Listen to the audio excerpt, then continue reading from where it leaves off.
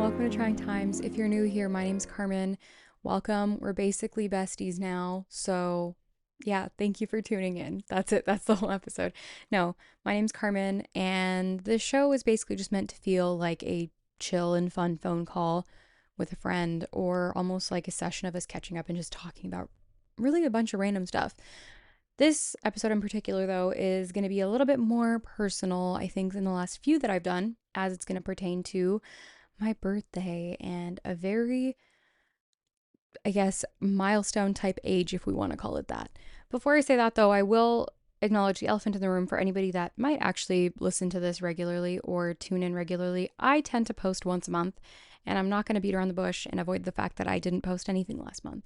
I just did not have time, energy, feelings for it, truth be told. I did not have any capacity for it. And so I had to be like, well, I can't post. It's just not happening. And while it made me feel a little bit sad, it also helped me take that time to recharge. So thank you for being patient with me and not being angry. I'm back now, and I hope that this episode feels like a good one for you, because I think it's going to feel like a good one for me. So yeah, today we're going to be talking about turning 30. What the heck? That's crazy. But we're here. We're a few days into it now.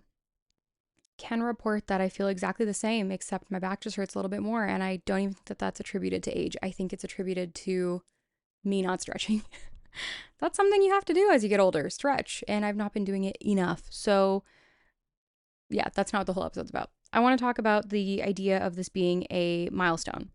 It's a milestone that feels both strangely very big and at the same time intangible. I mean, that's age in itself, right? Like, as you get older, you can't run away from it, and it's not something you can physically hold on to. But what you do have is the life that you've lived up until that point to reflect on and remember how far you've come, how much you've learned as a person, what you've done over time, what some of your favorite things might be, what some of your dislikes might be. You learn so much every single year, let alone over the course of your life. So this episode's a little bit about that, and just some of the feelings that might come with this milestone birthday. I'll say for me, it's felt like a little bit of, like I said, a mix of reflection and at the same time anticipation. Because I think looking back at the person that you were in your 20s, aka the person I was last week, truthfully, but looking at the person that you were back in your 20s and thinking again about all those lessons that you've learned and the version of yourself that you're still building, but how much it's been built since your 20s and in your 20s, is like this very, I guess I don't want to call it emotional, but it is a very emotional thing. You come a very long way, and you grow a lot in that time.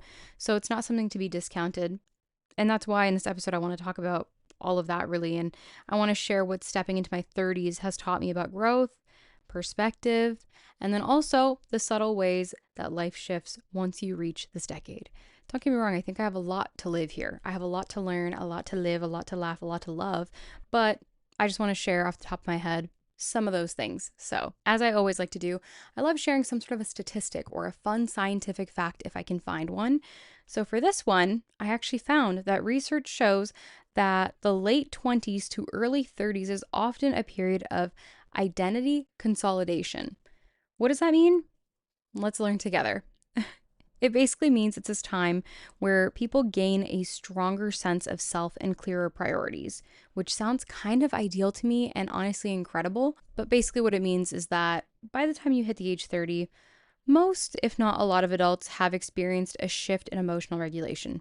We're generally better at managing stress and making decisions that align with long-term goals and all other kinds of things like that. So, interestingly enough, psychologists note that life satisfaction tends to dip slightly in the late 20s before rising again in the early 30s, often because this decade brings a combination of responsibility and self-awareness.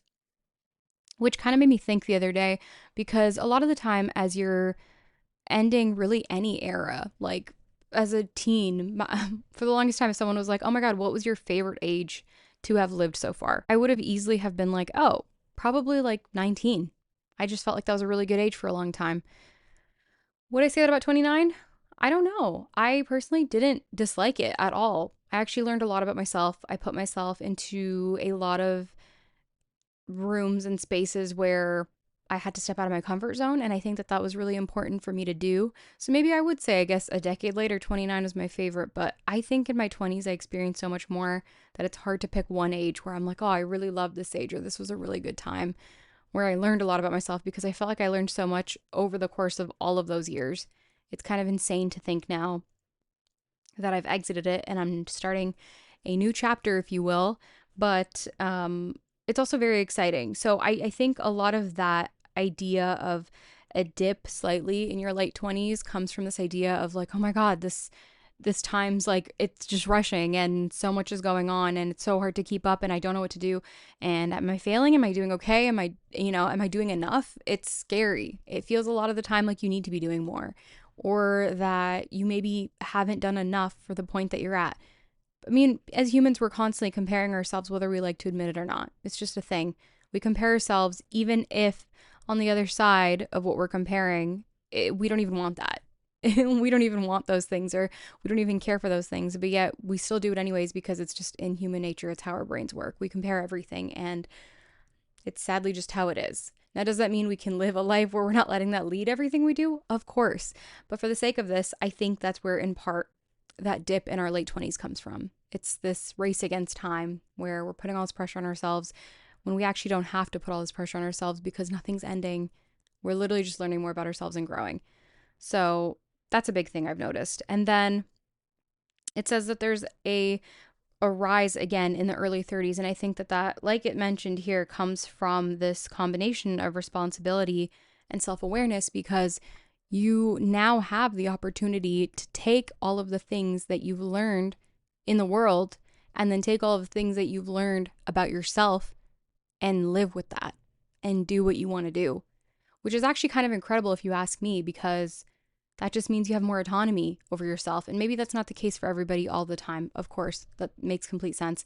But it is really, really special knowing that you can take all that you've learned and harness everything you know now to make more informed decisions, to make more informed choices in general, in anything, whether that's something as simple from day to day as food, what you want to eat, what kind of clothes you might want to wear, to things like your career, things like partnership, things like relationships in general.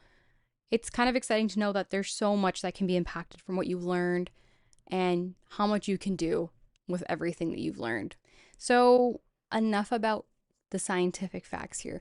I do want to talk about my personal experience. That's a big part of why I do trying times in general, but also why I wanted to do this episode on my birthday and turning 30 and all of that stuff, because I just feel like it's nice to be able to talk to somebody about it and not just sit there and be like, oh my God, 30, what does this mean, or what's going on? But just to be able to talk about it and be like, okay, cool, this is how I think, this is how I feel. And I'm excited to share that. So let's get into that. Turning 30 for me felt like stepping into a slightly higher version of myself. That sounds very, very, what is it? What's the word I'm looking for here? Just annoying. That sounded very annoying. No, but it did feel like stepping into a better version of myself. And to put it in a nicer way, it feels like someone who understands the value of patience, of boundaries, of self-compassion in ways that I couldn't even have imagined understanding, let alone having fathomed at like the age of 25. Personally, without saying so much, I think in the last 5 years of my life, I've probably experienced so much more than I could have anticipated experiencing. And that made most days quite uncomfortable internally.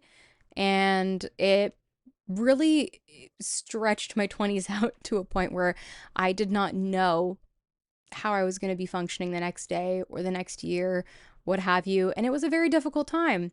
So to be able to step into 30 versus where I was at 25 or 26 or 27 is like an amazing thing for me. It's very exciting, if I'm speaking very transparently, because it's a new thing that I could not have imagined for myself. And I think that this era in general for many people feels scary. On the other side of it, it should feel, hopefully for most people, very exciting, because you made it through some very difficult times, some very self-critical times, I would like to say. And also that too, at the expense of having tried so much and learned so much and done so much, I think your 20s are meant for experimenting in all facets of the word, truly, in whatever area of life that might be in. We're just constantly learning about ourselves by doing. And it's truly uncomfortable, but it's not something that we're meant to avoid or not do just because it feels uncomfortable. I think as much as I wish that that were the case, it's not. And it's important to do things, to live life, to experience, to be able to be out of your comfort zone, to understand and grow within yourself, to know more about yourself. So before I sound like a broken record, yeah, I think stepping into my 30s just felt like a nice fresh start in a way. But I have like all of this knowledge in the back of my head of like, okay, here's what I know I do like, here's what I know I don't like, and so forth. And that's really, really nice to have. So going off of that, I've noticed that I no longer measure success the same way, which can go in, again, all facets of life: career, relationships, personal care, really a lot of stuff. I think I'm still working on it in some ways, but I don't really apply it the same way that I used to. And I can also say comparison doesn't sting as much as it used to. Does that mean it's not happening? No, of course it's happening. Like I said earlier in this episode, it happens for everybody, but I just think that it doesn't sting as much as it used to. Meaning it's there, but is it burning a fire under me? No. I think as you get older, and this is going to sound really corny, so forgive me, but your only point of competition should just be a previous version of yourself or yourself, where you're constantly pushing yourself to try, you're pushing yourself to learn, you're pushing yourself to do, not to the point of burnout by any means, but to the point of learning and trying to know more about yourself. I think that's what's the most important thing. So yeah, I no longer measure success in the exact same way, and comparison is definitely still present. I think it always will be, but it's not bothering me the way that I think it used to. It's a little bit more of a measured comparison that actually makes sense now, as opposed to where it was maybe 5 or 10 years ago. On that note, I will say some days I feel very proud of how far I've come. And then other days I still wrestle with uncertainty about career, relationships, life choices, all of that. And I echo the sentiment a lot of the time, I think, to my closest friends and loved ones. I try to, at least, who might be feeling the same way. But also here, I just want to share that that's actually okay. It's totally okay to not know. It's totally okay to feel uncertain or unsettled. It's actually more than okay, because in feeling those things and in trying different things, like I've said so many times, you're probably like, I don't want to try nothing. I promise you that's how we learn and it's how we grow. I know it's annoying and no one wants to do it. Believe me, I get it, but we have to. We do have to do the thing. So yeah, we can't avoid it. And what this point has really taught me is that growth is ongoing. So there isn't a moment where you suddenly are just like, oh, I have it all figured out. Or, okay, cool, if I go and do this, it's going to make me feel better. Or if I go and do this, then everything's sorted. That's not the case. And if that's the way life worked, then we would all be sorted or figured out. And that's just not realistic. I think that there's a shift, though, in how you navigate uncertainty and start to learn to honor your own journey. So earlier, just as I was saying with that idea of no longer measuring success in the same way, and comparison doesn't sting as much as it used to, you start to have this shift mentally about, okay, cool. If something doesn't go my way, or if something completely goes awry, how can I handle that? What's the next step? Is it to fix every single thing? No, but what can I do next to make it just this much better? That's what I mean by navigating uncertainty. And in that process, you start to learn to honor your own journey, because not everybody's journey is the same, and it's not meant to be the same. Because if it was the same, then shit would be really boring, truth be told. But the fact that it's not makes for life to be a little more exciting. It's a little bit nicer, I think. So yeah, that's a really important point. And the last thing that I'll share here is something that I've kind of already said a million times, is just about integrating lessons from the past while still allowing space to evolve. So let's say you've learned that you don't like something. Let's say that you tried a food and you're like, oof, I really don't like this food. Does that mean you're not going to eat food from that entire cuisine that you tried ever again? Maybe, if you're like, oh, I really can't. But on the other hand, don't let that stop you from trying something else within that same cuisine. Don't let that stop you from doing anything else. So in the same sense that maybe, let's say, you met somebody new and you guys are getting along really well. This could be platonic or whatever else. And then things just didn't pan out. Does that mean you're never going to go meet somebody ever again, try to get along and try to learn about them and learn about yourself through the process? No, you're going to do it again. even if you don't feel like it, you're going to do it again. So I think that highlighting those kinds of things is really important because that is in sum what entering your 30s feels like after having lived out your 20s. Taking those little life lessons or those things along the way that you've learned and integrating them into things that you're doing moving forward. And it's so important and it's so integral. Okay, so before I round this episode out, I always like to do some sort of like audience participation or a submission or maybe something that I found on Reddit. And for the sake of this episode, I want to share a post that I did find. I believe it was on Reddit, but someone basically shared this post saying 30 feels like the first age where I actually know myself, but I'm still allowed to change, which I thought was such a beautiful sentiment. And on that note, I have read something somewhere before where somebody said your 20s are like your teen years of adulthood, where you're just trying everything and you're figuring everything out for the first time, and you're not meant to know what to do. And then your 30s are meant to be like your first actual chance at trying to be an adult. So you're still going to make mistakes, but you're going to take all the things that you learned in your teen years and just try to learn from that and keep pushing anyways. So I felt like that quote kind of went hand in hand with that. Another person wrote a little bit about learning that milestones aren't deadlines, which is something I think I talked a little bit about earlier as well, and that your career, friendships, and personal growth don't need to follow anyone else's timeline. And I think that this is something that's so easy to become influenced over the course of this time in particular because everybody's moving at a different pace. And I think in the past, I've talked about in another episode, I don't remember which one, but I've talked about this idea of everybody for the first time ever being at a different stage in life versus having spent our whole lives in school and everybody moving at the same level or moving at the same track. And even if we're not doing the same thing, we're still in the same stage of life. This feels uncomfortable because we're not anymore. And that's actually a really good thing that we're not anymore. But yeah, I wanted to note that timeline is never going to look the same for everyone. And if it did, again, boring. I know in hindsight it sounds like it's fun. It actually wouldn't be fun. Moving along. Others noted that hitting 30 comes with a sense of liberation. So this pressure to perform diminishes and you become more aligned with what truly matters to you, which is true because you spent time learning about yourself, or maybe you haven't gotten the chance to do too much of that yet, but this is still a time for you to do that and to learn about yourself. Truly, your whole life is a time for you to learn that and do that. But if you haven't so far, then this is your chance. And if you have quite a bit, then this is your chance to continue doing so using what you already know, which is so good. And then the last note that I'll share here, and I thought this was a really good one to end on, is that it's a reminder that turning 30 isn't about perfection. It's about perspective, honesty, and the freedom to keep learning. As you can tell, that's been my theme throughout this whole episode of just learn. Probably really annoying, I know, I'm sorry. But also I'm not. I think that nothing bad can ever come from trying your best and learning. So just put yourself out there and try. That's really all you can do. And I don't know, we're hitting 30, then do it. If you're older than 30, do it. If you're younger, do it. I don't care.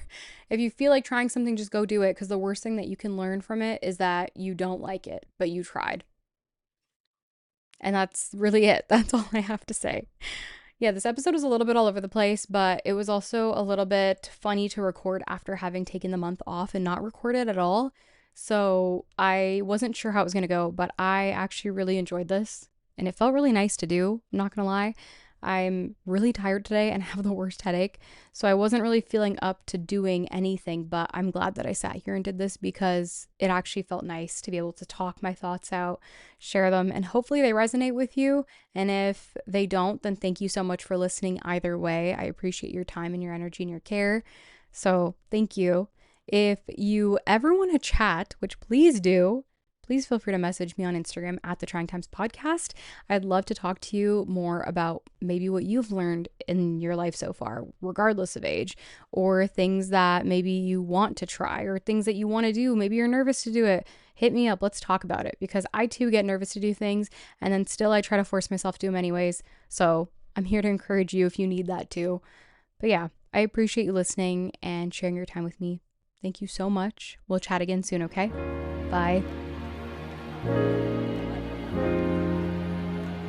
Thank you.